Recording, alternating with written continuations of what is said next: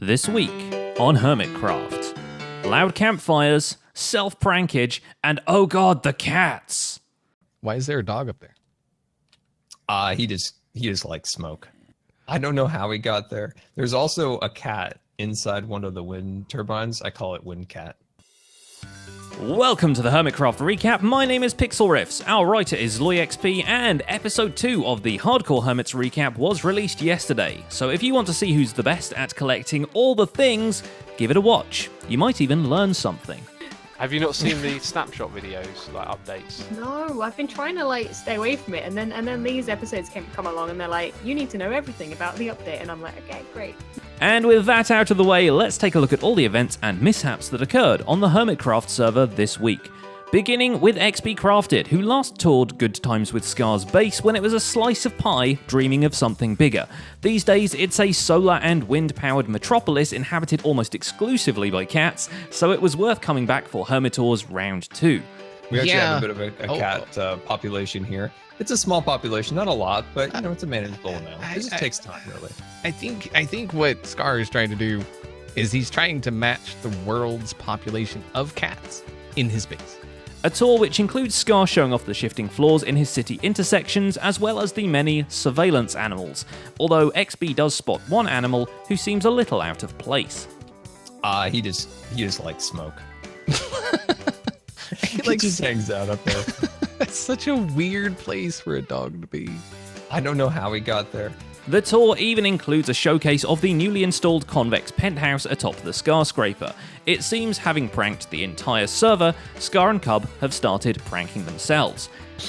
Did you know that Zoy insulted us? I feel like he insulted us because this is where the Vex HQ is going to go. He called that a jukebox. Did you know that? Jukebox? Mm-hmm. Well, I mean, it is a rockin' building, I gotta say. Oh, I like that. So maybe we'll sense. turn this negative into a positive, right? It is a jukebox because it's a rockin' building. I like that, Cub. Super positive. And speaking of scraping, This is the finest. Yeah, this is literally diamonds, like crushed up diamonds. That's what it really is. But I had to let the viewers know this is diamond. This is a diamond hot tub. eesh, at least you don't have to worry about exfoliating. In his mastery of robotics, Cub even provides the hangout place with an Ultron to his Jarvis, the prank generating machine for when you have no ideas but still want to be a jerk to someone. So the next question is the prank generator smarter than Jarvis? It shall be so. How about that? Jarvis admitting that, that the prank generator is actually smarter than Jarvis. So push that button and it'll generate you pranks and a member of the server to prank.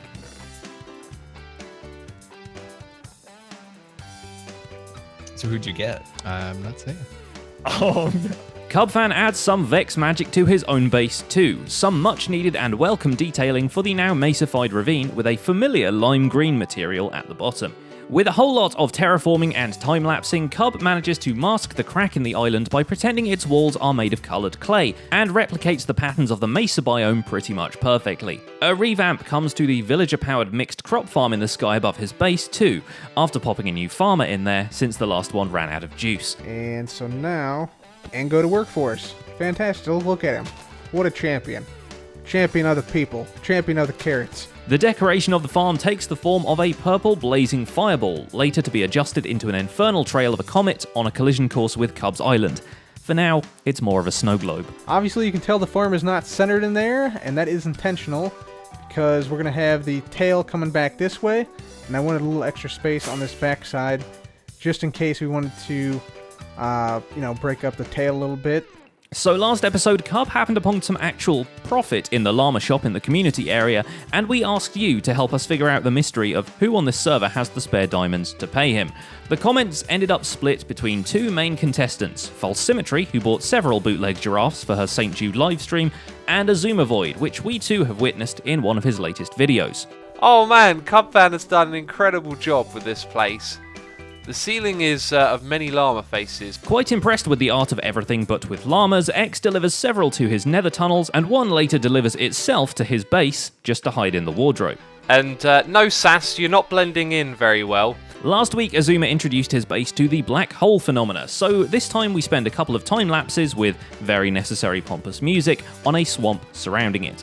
The overgrown mush serves as a physically impossible yet aesthetically pleasing transition to the future build sites for mini biomes. There's even a cozy tunnel for you to pass through. The innards of the mountain that is not there gain a few tunnels too, with all the circularish glazed terracotta designs that X could get his hands on. On the more technical side, due to the overflow of glitched arrows stuck in next to nothing, Xisuma has to tweak and by extension redecorate his music disc/gunpowder farm that throws all the music discs out. And then we've got this awkward block that's just sitting here in the way. Possibly the biggest disc on the server just got a lot prettier, as Impulse has been back on the server and decorating the inner area of Atlantis with the most lit park ever. Don't even know if you guys ever remember what was here before, but it was basically just stone slabs. It even has 2 water features for the villagers to throw themselves into whenever they feel like it. Deciding that the domes covering his farms on the outer ring are missing something, Impulse heads to the community area to commission some custom trees from Scar's landscaping shop, and while he's there, he casts an envious eye over the maps everyone's made to mark their nether tunnels. I gotta get mine going. I don't know if I'm just gonna do my eye logo or what I'm gonna do. I've been thinking about it. If I try to do my eye logo, that's gonna be a lot of ink, and a lot of black ink that I'm gonna need. Is there more currency?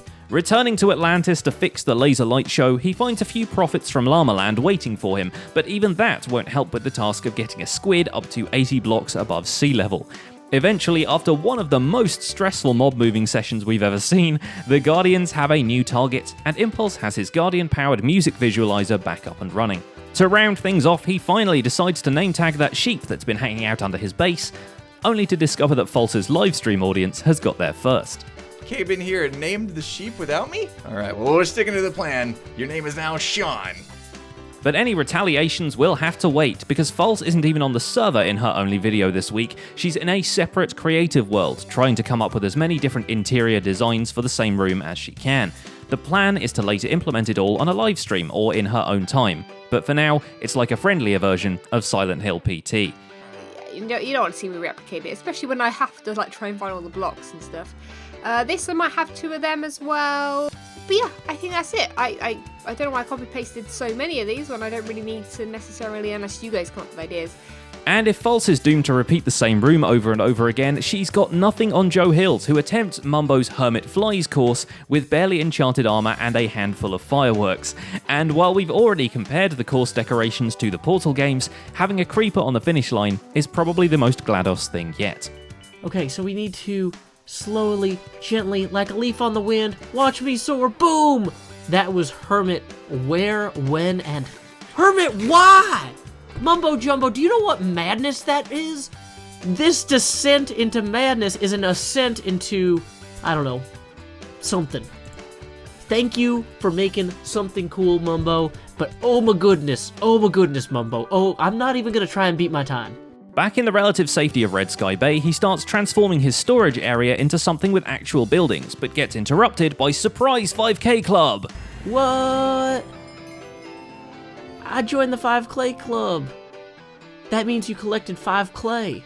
This perhaps makes him nostalgic for the earlier seasons of Hermitcraft, because he realises the group has been a thing for 5 years now, and gives an impromptu server tour while reminiscing about previous seasons, finishing up at the base of the newest member, Stress Monster, and even getting a selfie with a local celebrity.